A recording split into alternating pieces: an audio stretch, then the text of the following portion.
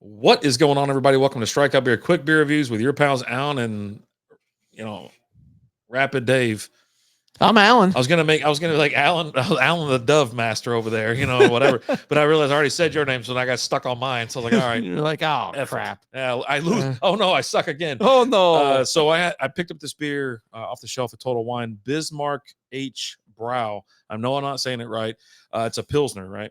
So we were trying to figure out trying to look up something about this beer. You found something on Untapped. I found something it's on Untapped. on Beer Advocate. There's no words. It's Yeah. 4.8% alcohol by volume. NA on the IBUs. Average score of 3.42 out of 5. Okay. Out of 53 ratings. I think So not a lot. I think the fact that it has beer on this label and not like beer like product or something like that, then it passes the purity law. Because it's brewed in Germany and they've got it's brewed and bottled by Privatbrauerei Eibau in New Bauer Street. It's got the address and everything. I mean, the zip code's on there. We should write them a letter. Eibau, Germany. It's Eibau, Eibau, Germany, whatever. Beer, 4.8% alcohol by volume. This is a pint and 9 ounces, so it's a little bit bigger. 4.8% alcohol by volume. There we go. Yeah, I'll write them a letter. Yeah, there you go. How about that? Why not? Yeah. Anyway, so this jumped off. Obviously, I was like out there screwing around looking for beers. I found some seasonal stuff, and then went to another aisle. It was like they were restock day. Okay. People effing everywhere, putting shit on the wall. I was like, oh my god, I just want to. And so as I was walking, I went by the import section, which is like right there. Right. And so I was like, okay, cool. Let me go ahead and see what they got. And then I saw this. It looked like a watermelon, the colors. Yeah. And I was like, hey, what's up, buddy? You're like, hey, I like watermelon. And it was a Pilsner. I go, all right, we're good. Yeah. Screw it. Everything checks out here. We're good. So somebody was complaining about like the carbonation and whatnot. That looks like the perfect beer. That's an absolute perfect. Yeah, that's this beer is carbonated and made so perfect that Rapid Dave couldn't even score up the pour on it. Buddy, look at that. And let me tell you, he can screw up some pours. Yeah. Oh, buddy. So anyhow, I mean, it looks amazing. It looks clear. It smells delicious. Nice. Cheers. Yeah. Mazel, good things. Roast. Forgot to stare at you. You always forget. I'm always locking. We learned a lot about German beer watching. It was a documentary. What was the name of it? Beerland, yeah, or something like that. It's that aftertaste. Did we not watch these classes? I'm not really picking up a aftertaste or something like that. Okay, I mean, I think it's just nice and smooth and crisp and delicious and good. Poundability. So we learned a lot about that. Watching Beerland and whatnot. And that's how we know, we know certain things about German beers and whatnot. And like certain regions, certain beers are made in. Obviously, I love Pilsners and whatnot. So, but yeah, the fact that, it actually says beer, this is imported by, I thought I saw the company, imported by Doina Limited. And there's another address, Linden, New Jersey. So if you're going to call it beer in Germany, it can only have 4 ingredients, right? Water, yeast, hops, and malts, right? Yeah. I think that's the 4. You can't have anything like we have here in Texas, right? Craft breweries around us, they put anything, Snickers bars and all kinds of cinnamon stuff. Toast Crunch, Crunch Berries. Just straight up, just grab a whole bunch of like cheesecakes and dump them in there. Yeah. Like nothing against it. I'll be honest with you. Hey, I drink the shit out. Yeah, I drink those as well. But I do like just regular old beer that could pass the purity law. I do like basic beers. I love Pilsners. I love Kolsch's. So when I see a Pilsner or a Kolsch I haven't had, I'm like, all right, good. You grab it. You're like, okay, you're coming home with me. Yeah. And it was just sitting right there. I was like, hello, little guy. Hey, buddy. So your can looks like a watermelon and you're a Pilsner. You check all the boxes. This thing is golden. Clarity's, see right through it. It's beautiful. Paper white head on it. Perfect carbonation. Smooth. And that was with a hard pour too. I went ahead and hard poured them both. Just take care of the tissue in your stomach, I guess, right? Yeah. You got that napkin that you keep in your stomach. You gotta treat it kindly. You only get one napkin in your stomach, and if you don't treat it kindly, you'll lose it. Yeah, you don't want to lose it. Look at that. I mean, you can see it on the screen. We're in a good room with some good lights or whatever, and it just looks. I mean, it's exactly what it looks like when I'm sitting there staring at it. So. Yeah. We get a little bit of a better look when we're kind of set up like this versus when we're both at home. Yeah. And the camera, the camera's right in front of you up close and all that. There's some distance, some better lighting. Yeah. We got to get the mood right, when we're in the room together because, Yeah.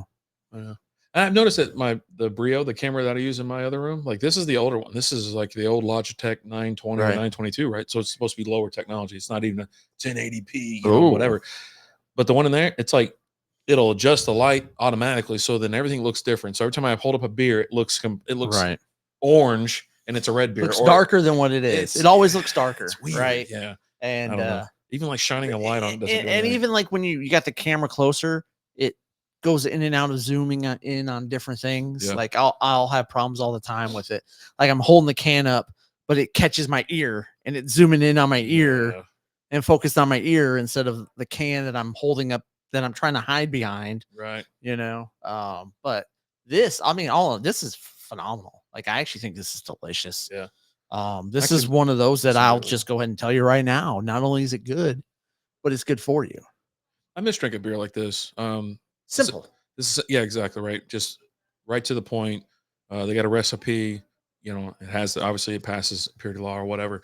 I just we drink more of these beers kind of towards when we get in the fest beer time. But then what happens is we get overtaken by there's so many breweries around us that start putting out their fest beers and whatnot, and it can be you don't have time to go through them all, right? We just There's a don't have lot. time. There's a lot. And fest beer is different than obviously this is like this is a style. This is Pilsner. It's going to be a year round thing, right? Fest Yep. beer is different.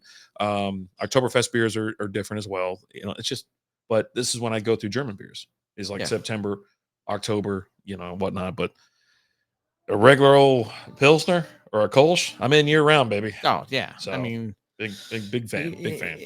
Anywhere, anytime, I will drink it. I will enjoy it.